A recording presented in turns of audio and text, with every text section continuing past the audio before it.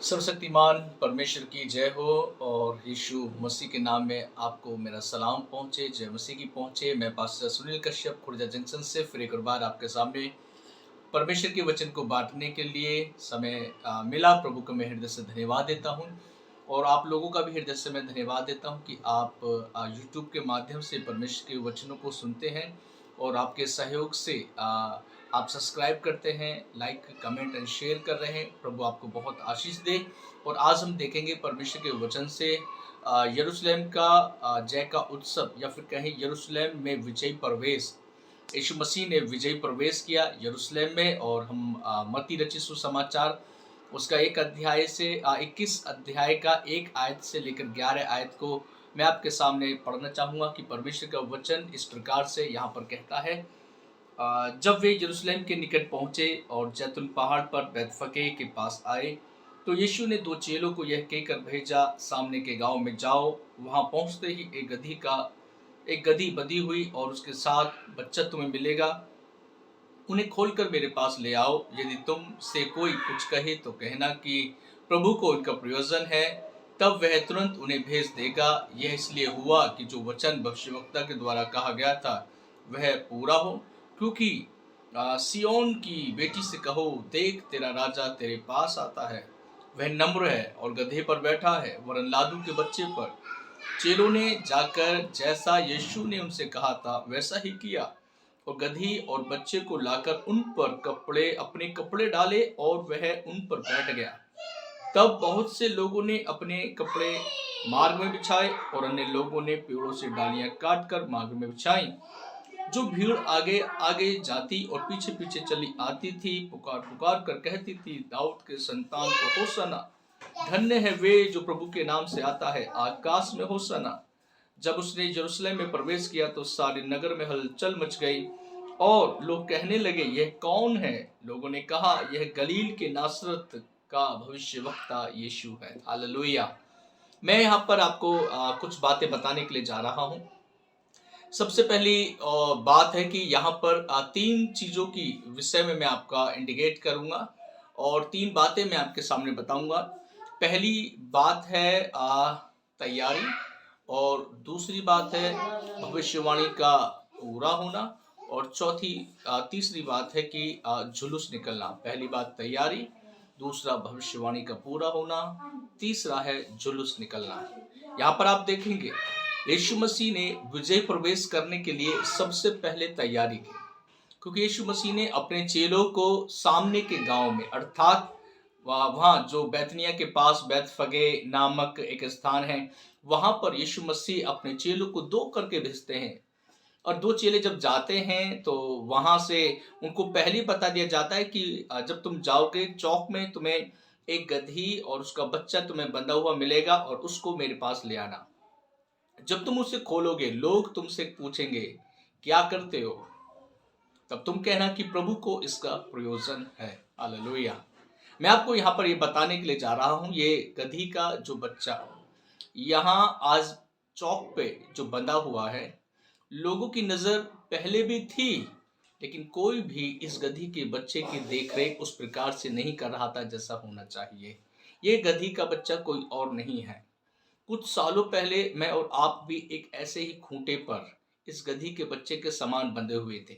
वो खूंटा कोई और नहीं, वो खूंटा शैतान का खूंटा, दुष्ट का खूंटा था। या कहें हम अपने जीवन की हालात, परिस्थितियों, बीमारियों में, अनेकों प्रकार की डावाडोल परिस्थितियों में मैं और आप बंधे हुए थे। लेकिन यीशु मसीह की नजर जैसे इस गधे के बच्चे के ऊपर गई, ऐसे ही नजर मेरे और आपके ऊपर यीशु मसीह की नजर गई। हालेलुया। और प्रभु ने जैसे इस गधी के बच्चे को खोलने के लिए 2 लोगों को भेजा और वो खोलकर लेकर आए, कुछ सालों पहले, कुछ महीनों पहले मेरे पास और आपके पास भी प्रभु के जन, प्रभु के दास सुसमाचार को लेकर मेरे पास और आपके पास आए और आपको वहां से खोल लिया गया है। हालेलुया। और ये प्रभु का एक बड़ा अनुग्रह, बड़ी कृपा, बड़ी दया हुई कि प्रभु ने अपने दासों को, अपने संतों को भेजकर जिस परिस्थिति से मैं, जिस बीमारी से मैं, जिस दुष्ट आत्माओं से मैं बंधा हुआ था, परमेश्वर ने अपने लोगों को भेजकर मुझे और आपको वहां से छुड़ा लिया। और जब छुड़ाया जा रहा था, जब खोला जा रहा था, वहां के खड़े लोग ये कह रहे थे, इसको खोलकर कहाँ ले जा रहे हो? तब चेलों ने कहा, आज इसका प्रयोजन है, आज ये यीशु मसीह के लिए इस्तेमाल होने के लिए जा रहा है, आज यीशु मसीह की सवारी बनने के लिए जा रहा है। हालेलुया। और वो उसको भेज देते हैं। और देखने के लिए मिलता है, जब उसको लेकर आते हैं तो प्रभु के वचन में लिखा है कि वहां उस गधी के बच्चे के ऊपर कपड़े बिछाए गए, यीशु मसीह को बैठाया गया। और जब वो यरूशलेम, बैतनिया से यरूशलेम की ओर जब जा रहे थे, वहां के गलीली लोगों ने देखा कि ये आज वो राजा है। ये लोग इस प्रतीक्षा में थे और ये इंतजार कर रहे थे कि कब यीशु मसीह हमारे इस नगर में आएगा।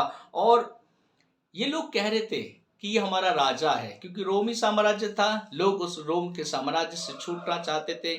और वहां पर लोग कहने लगे, ये हमारा राजा है। और वो कहने लगे, दाऊद की संतान की होसना होसना। जब ऐसी बातों को लोगों ने सुना, तो लोग अपने घरों से खजूर की डालियां लेकर यीशु मसीह के चरणों में बिछाने लगे। अब मैं दूसरी बात बताने के लिए जा रहा हूं। पहली बात थी कि यीशु मसीह ने यहाँ पर तैयारी करी। हालेलुया। यरूशलेम में प्रवेश करने के लिए पहली बात तैयारी करी, गधे के बच्चे के ऊपर बैठकर यरूशलेम को जाता है। अब दूसरी बात मैं आपको बता रहा हूं। दूसरी बात है कि यीशु मसीह ने उस भविष्यवाणी को पूरा किया जो जकरिया की किताब 9 अध्याय की 9वीं आयत में लिखा है, हे सिय्योन की बेटी से कहो कि तेरा देख, तेरा राजा तेरे पास आता है, वह नम्र है और गधे पर बैठा है, वरन लादू के बच्चे पर बैठा है। हालेलुया। यीशु मसीह ने ऊंट की, हाथी की, घोड़े की सवारी क्यों नहीं की? सवाल, क्यों यीशु मसीह ने गधे के बच्चे के ऊपर ही बैठा? मैं आपको बताऊं। आपको मालूम है, राजा महाराजाओं का समय, उस समय जो थे लोग हाथी, घोड़े, ऊंट पर बैठा करते थे। और जो घोड़ा है वो युद्ध का प्रतीक है। युद्ध करने के लिए राजा घोड़े पर बैठा करता था।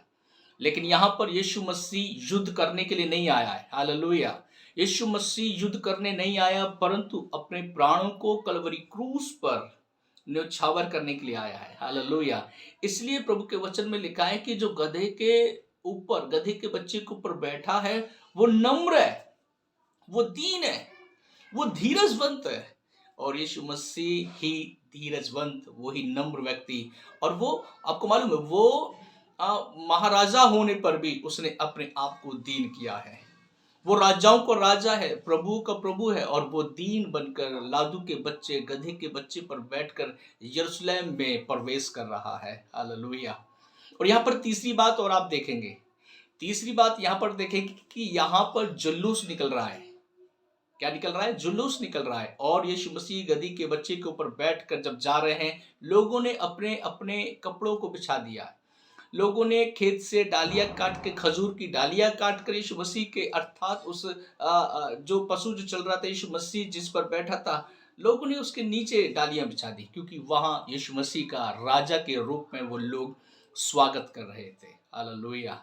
आज मैं आपको ये बताने जा रहा हूँ, यो यरूशलेम जिसमें प्रवेश किया यीशु मसीह ने, वो यरूशलेम कोई और नहीं, मैं और आप हैं।